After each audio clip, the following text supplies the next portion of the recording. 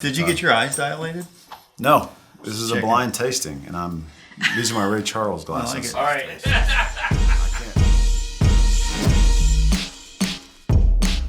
So have you ever wondered whether or not you would prefer the highly allocated, impossible to find, unobtainium of Van Winkle over Weller? Well, you're in luck, because I've set up a double blind challenge.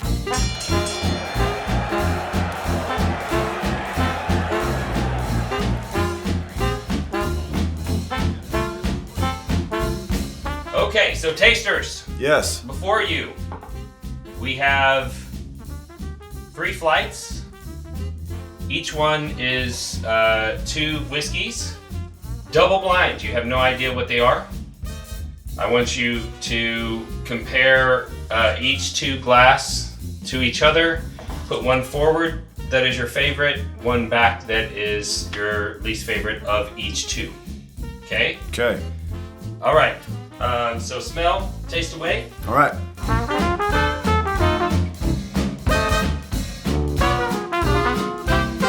Okay, so the second one, are you noticing the second one is not as much? You can kind of smell, they smell similar, but the second one is more powerful. Like you get a little bit more. That's what I'm concerned about. Is that? What about you, Linus? Are you over there? I'm focused. Okay.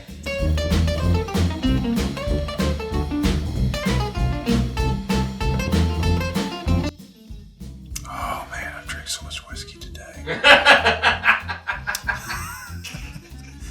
Everything's tasting the same.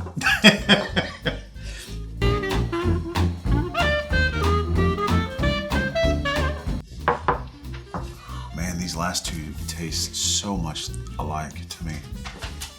Like so much alike. They taste alike to you? Like it's almost. Did you put the same one in each one just to mess with us? I think you did. I think you did it in each one of them. They're all this. It's all the same whiskey. It's all the same. What a jerk move. That seems like something we would do. No. Do that.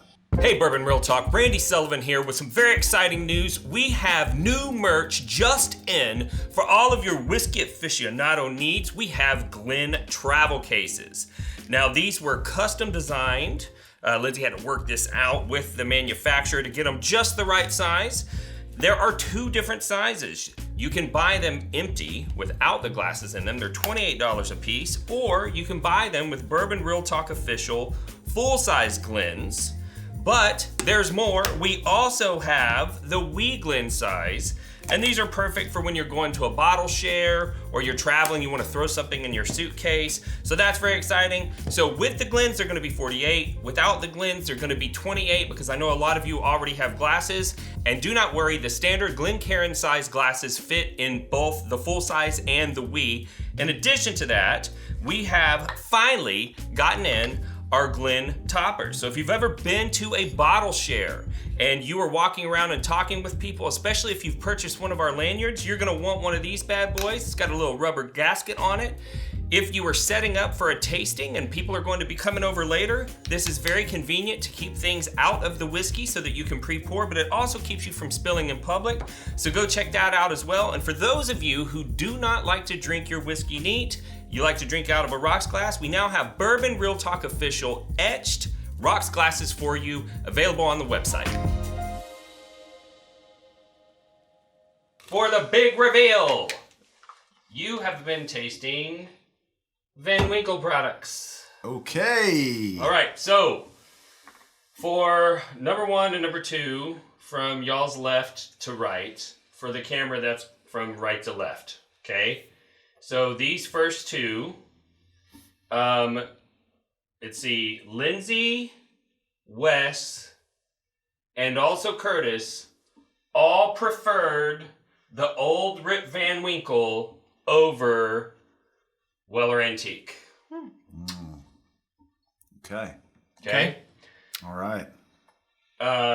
There is no difference in these 2 whiskeys except for the barrel selection process, and a few years ago when they dropped the word old from the old Weller Antique. Now Weller Antique is a non-aged product. Yes. And rumor is it's 7 to 10-year-old instead of all 10-year-old barrels. Lindsay prefers the one on the left. Me too. You too. Curtis. Opposite. Right. Curtis is opposite. Curtis is the only one that picked the Van Winkle product. Curtis picked the Van Winkle Lot B. Yeah. Everybody else picked Weller 12. And that makes a lot of sense because I don't really care for Weller 12. But I love Lot B. Yeah. So, again, these are both the same product, same manufacturing, same age. They're both 12-year age-stated products. The only difference between these two is barrel selection and 0.4 proof between the Weller 12, which is 90 proof, and the Lot B, which is 90.4. See, I'm a high proof guy. Now, so isn't the narrative out there that the Weller 12 is the reject of the Lot B in theory? That's the barrel selection process. Right. But, if you take 200 barrels and you mix them together, the average of those 200 barrels is going to average out the average of the other 200 barrels, and they're not super different. I've single blinded between Weller 12 and Lot B 3 times. All 3 times I was able to barely figure out which one was the Van Winkle, but I was scared to death every time. Because it was so close. For your third round, Lindsay picked the one on the right, you picked the one on the right. We all did. And Curtis picked the one on the right.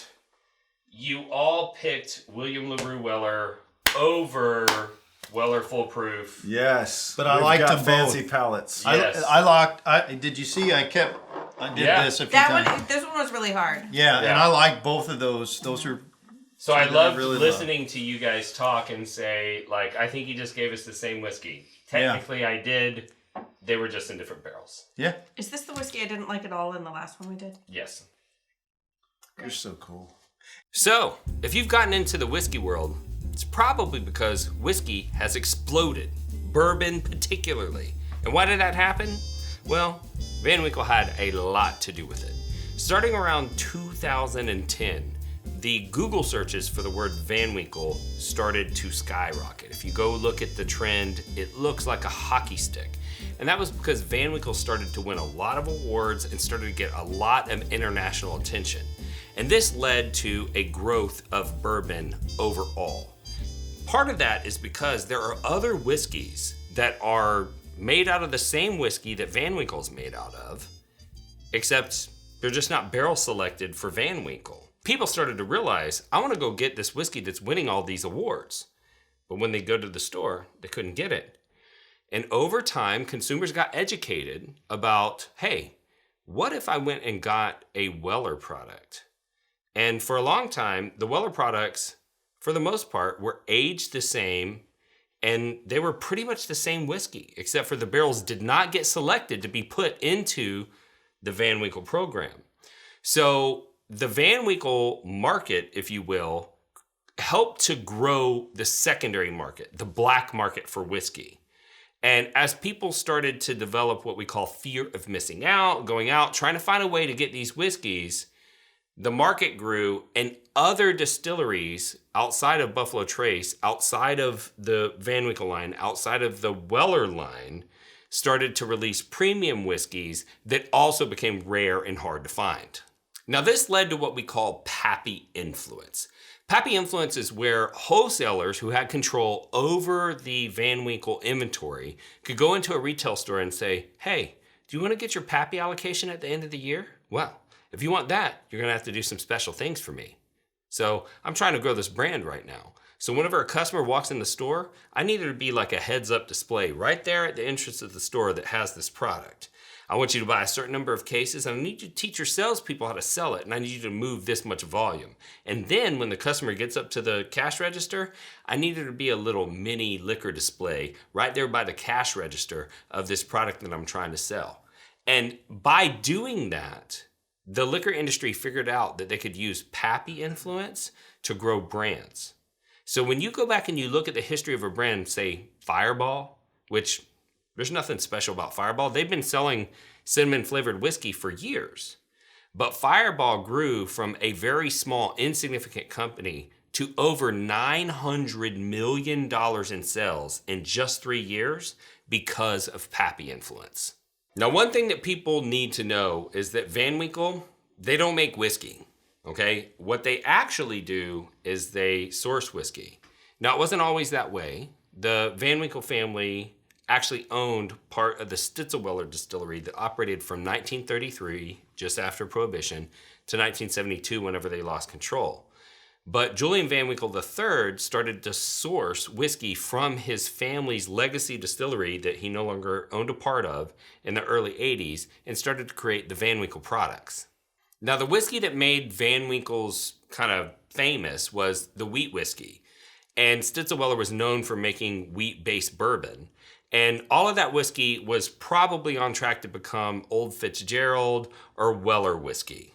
The Van Winkle family continued to release this wheat-based bourbon that was from their legacy distillery of Stitzelweller until 2002, when they realized the stocks were running out because the distillery was now defunct, and they formed a business partnership with Buffalo Trace. Buffalo Trace ended up owning the Weller name as well. And so they only have one wheat-based bourbon mash bill.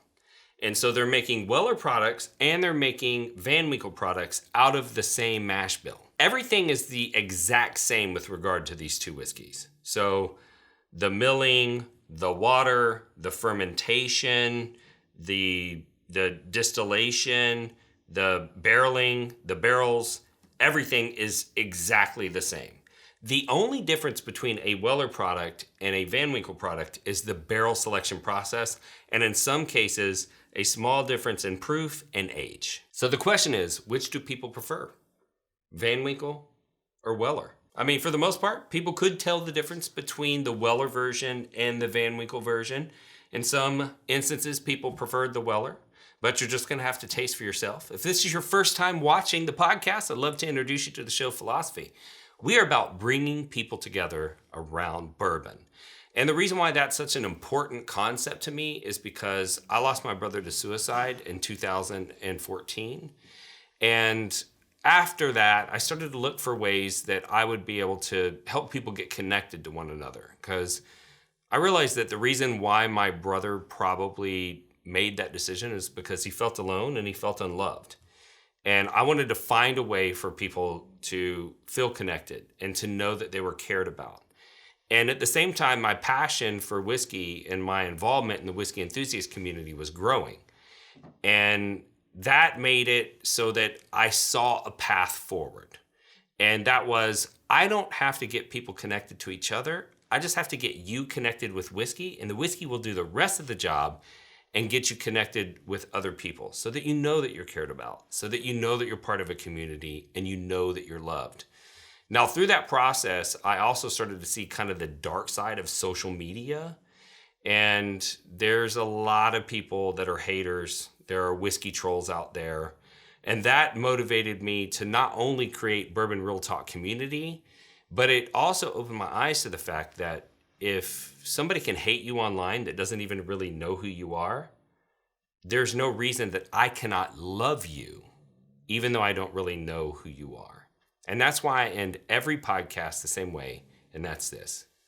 If you woke up this morning and you were unsure whether or not anyone loved you, just know that I love you. And I'll see you next time on Bourbon Real Talk.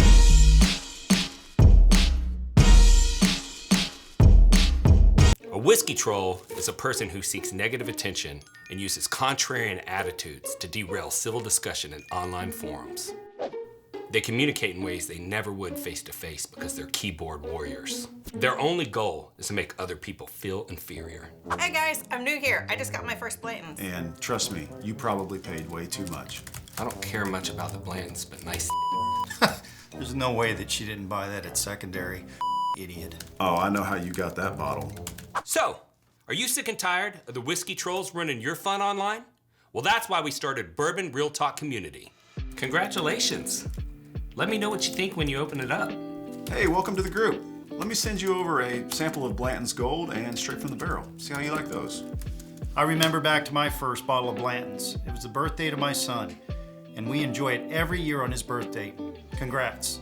So if you're looking to connect with some people online who aren't, head over to facebook.com and join Bourbon Real Talk Community today.